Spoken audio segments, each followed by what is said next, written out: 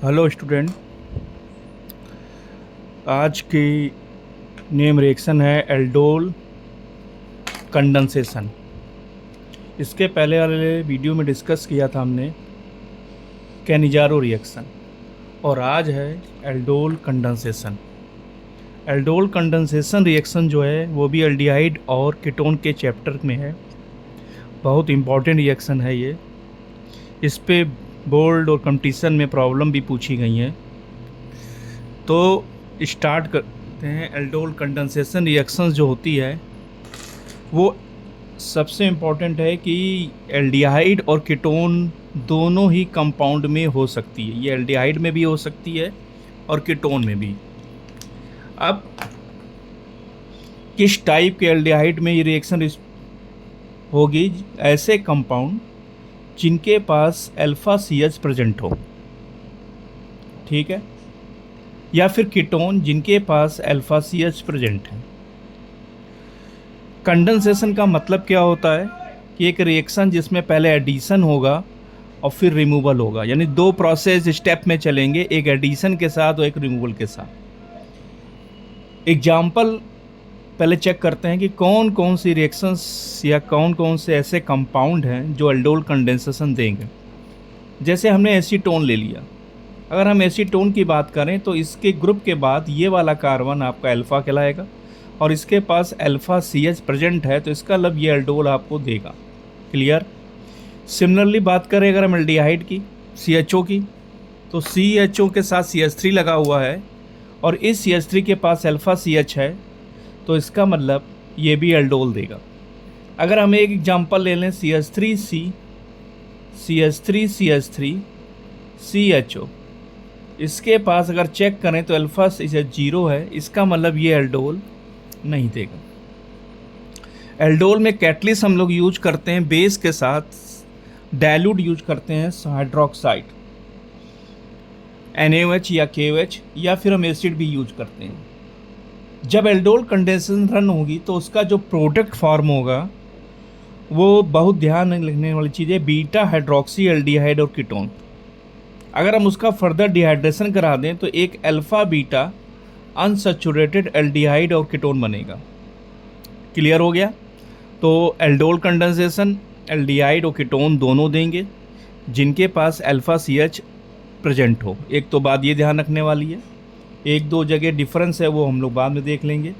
Catalyst हम लोग dilute NaOH या KOH या बेरियम हाइड्रोक्साइड या फिर हम एसिड यूज कर लेंगे।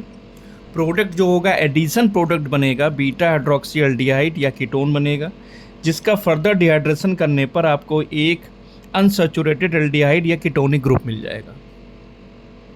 अब बात करते हैं जो एल्डोल कंडेंसेशंस हैं वो या तो सेल्फ एल्डोल होगी या वो क्रॉस एल्डोल होगी।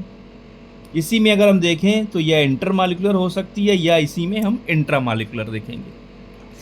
अब हम इंटरमॉलिक्यूलर और इंट्रामॉलिक्यूलर की बात करें, अगर हम इंटरमॉलिक्यूलर और इंट्रामॉलिक्यूलर की, तो दो डिफरेंट कंपाउंड में होगी तो इंटर होगी, दो सेम एल्डिहाइड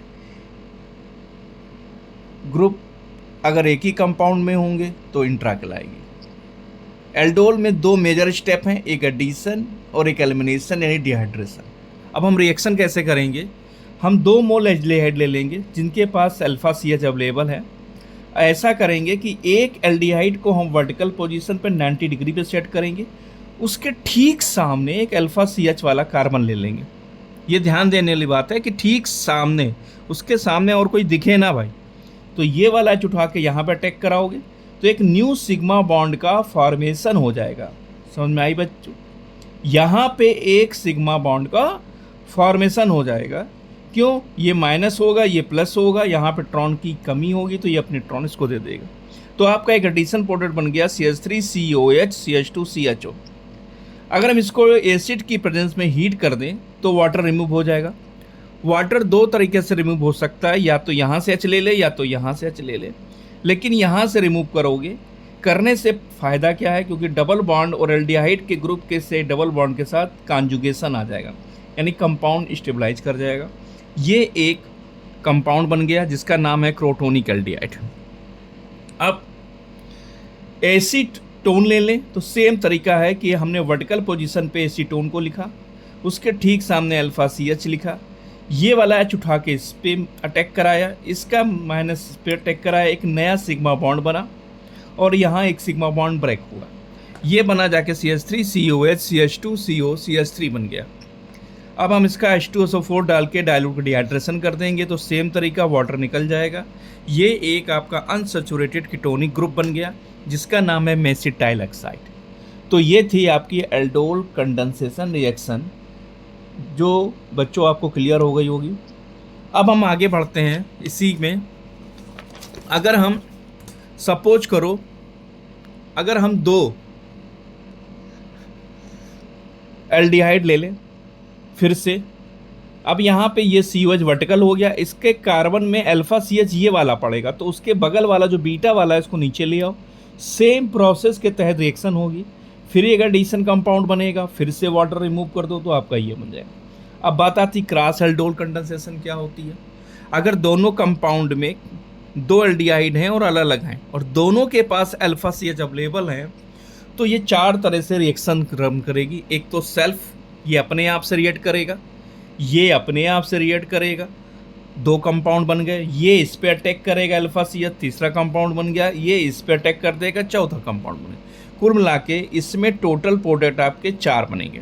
ये तब पॉसिबल है जब आपके पास दोनों में अल्फा CH अवेलेबल होना चाहिए, अगर एक में होगा तो ये सिंगल प्रोडक्ट देगा। जैसे अगला एग्जांपल है, इसमें अल्फा CH नहीं है, इसमें अल्फा CH है, तो ये वाला H अल्फा CH वाला इसके कार्बोनिल कार्बन के O पे अटैक करेगा, एडिशन कंपाउंड बनेगा और एडिशन कंपाउंड के बाद डिहाइड्रेशन होने पर आपको एक सिंगल प्रोडक्ट बनेगा। ये आप खुद चेक करेंगे ये क्या बनेगा, और अगर आपको नहीं समझ में आ रहा है तो आप अपनी क्वेरी पूछ सकते हैं।